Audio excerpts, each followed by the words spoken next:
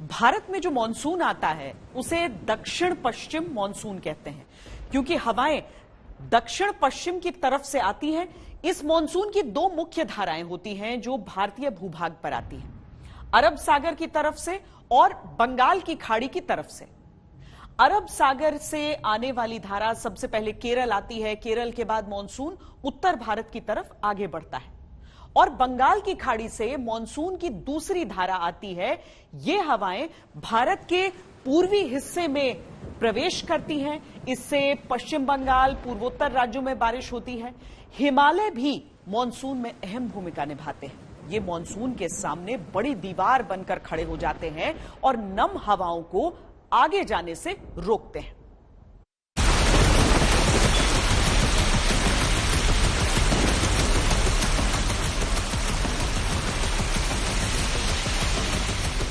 आम बोलचाल की भाषा में भारी वर्षा वाले मौसम को मॉनसून कहते हैं।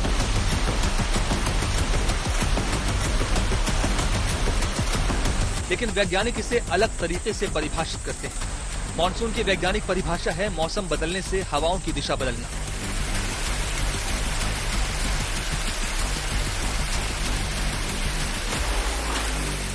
बारिश इन्हीं हवाओं की दिशा बदलने का नतीजा है। भारत के संदर्भ में मॉनसून हवाओं का एक समूह है जो समंदर से नमी लेकर जमीनी इलाकों की तरफ बढ़ता है। भारत में सबसे पहले मॉनसून वाली बारिश केरल में होती है, लेकिन सबसे पहले बारिश केरल में क्यों होती है? मानसून का पहला फेज होता है, उसमें दक्षिण से नॉर्थ की तरफ, दक्षिण से उत्तर की तरफ बढ़ता है। जैसे केरल में ऑनसेट होके और देश के जो दक्षिणी भाग है, साउथ पेनिनसुला है, उसके होते हुए पश्चिमी तट के साथ साथ, जैसे आप कहें तो मुंबई, सूरत तक, ये पहले 10 दिन के अंदर अंदर जून के दिनों में मानसून आगे बढ़ता है। ये पहला फेज है। गर्मी के दिनों में सूर्य उत्तरी गोलार्ध के ऊपर अपना कहर बरपाता है। इससे जमीन बेहद गर्म हो जाती है और पारा लगभग 45 को पार कर जाता है।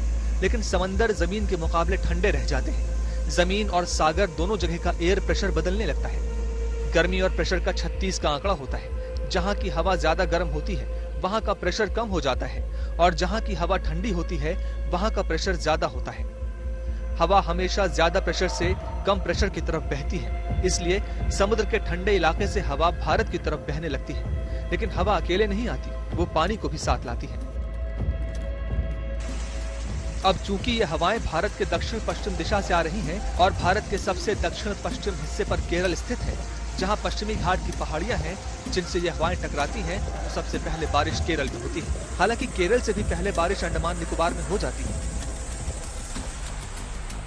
केरल के तटों से टकराने के बाद ये मानसूनी हवा दो हिस्सों में बंट जाती है। एक हिस्सा पश्चिमी भारत में बारिश करता है, जबकि दूसरा हिस्सा पूर्वी भारत, पूर्वोत्तर और उत्तर भारत में मानसूनी बारिश करता है।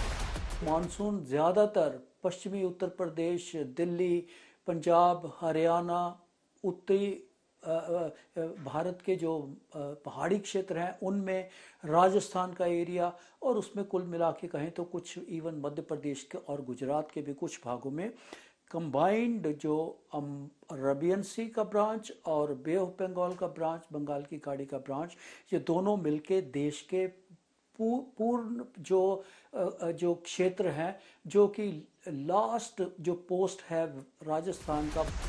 जैसे मानसून समंदर से आबादी वाले इलाके में आता है वैसे ही वापस लौटता है, लेकिन लौटने के दौरान उतनी बारिश नहीं होती जितनी आने पर होती है। हालांकि लौटते हुए भी मानसून खाली हाथ नहीं जाता, भारतीय भूभाग से नमी लेकर जाता है।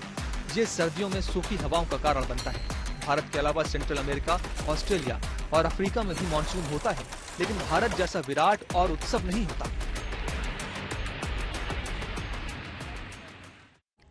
देश के मौसम में बदलाव के लिए दो प्राकृतिक प्रक्रियाएं अहम किरदार अदा करती हैं, ला नीना और अल नीनो।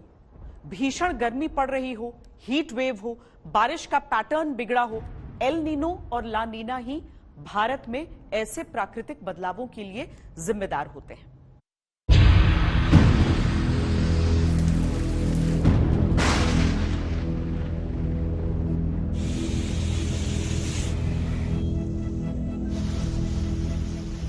क्या इस बार देश में मानसून अच्छा होने वाला है या मानसून तबाही लेकर आ सकता है? इन सवालों के जवाब तय करेगा अल नीनो। आसान भाषा में हम आपको अल नीनो और ला नीना समझाते हैं। अल नीनो के कारण तापमान गर्म होता है और ला नीना के कारण तापमान ठंडा होता है। जब भी तापमान प्रशांत महासागर में इक्वेटोरियल रीजन में अगर वो सामान्य से बढ़ जाते हैं तो वो अल नीनो की स्थिति बनाते हैं, और जब वो तापमान सामान्य से कम रहते हैं तो उसके कारण ला नीना, जो कि अल नीनो का उलट है।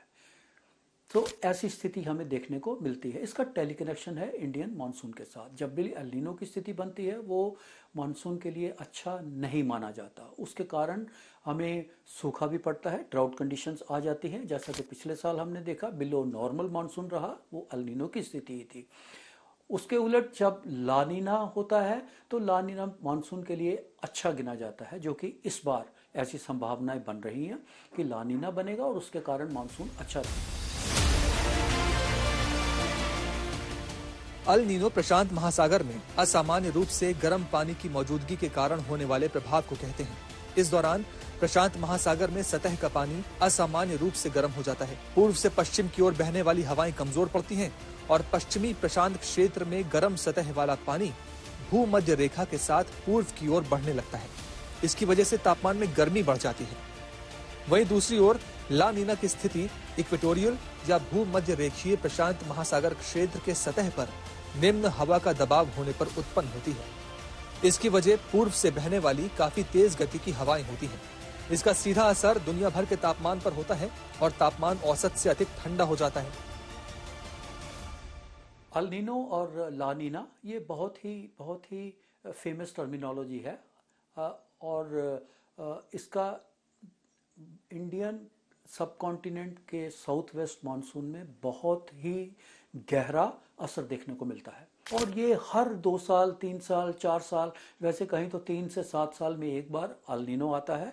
ला नीना की स्थिति ज़्यादा बार बनती है अल नीनो के मुकाबले।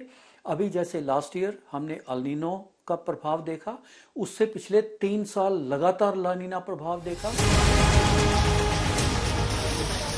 पिछले कई सालों का रिकॉर्ड देखें तो अल नीनो ने सीधे तौर पर भारतीय मानसून को प्रभावित किया है। 1951 में अल नीनो सामान्य था तो भारत में सामान्य से 81.3% बारिश हुई। 1953 में अल नीनो कमजोर था तो सामान्य से 110% अधिक बारिश हुई। 1957 में मजबूत अल नीनो पर 97.6% बरसात हुई। 1963 में सामान्य अल नीनो पर भी 97.9% बारिश हुई। 1965 में अल नीनो मजबूत था तो बारिश 81.8% हुई। 1969 में कमजोर अल नीनो पर 100% बारिश हुई। 1997 में मजबूत अल नीनो था पर 102% बारिश हुई। 2002 में सामान्य अल नीनो पर 80.8% बारिश हुई। 2004 में कमजोर अल नीनो पर 86.2% बारिश हुई। 2009 में कमजोर अल नीनो पर 78.2% बारिश हुई। 2015 में मजबूत अल नीनो पर 86.2% बारिश हुई। मानसून कैसा रहने वाला है ये 2 कुदरती प्रक्रियाएं ही तय करती हैं। उम्मीद यही है कि इस साल मानसून तबाही कम, खुशियां ज्यादा लाए।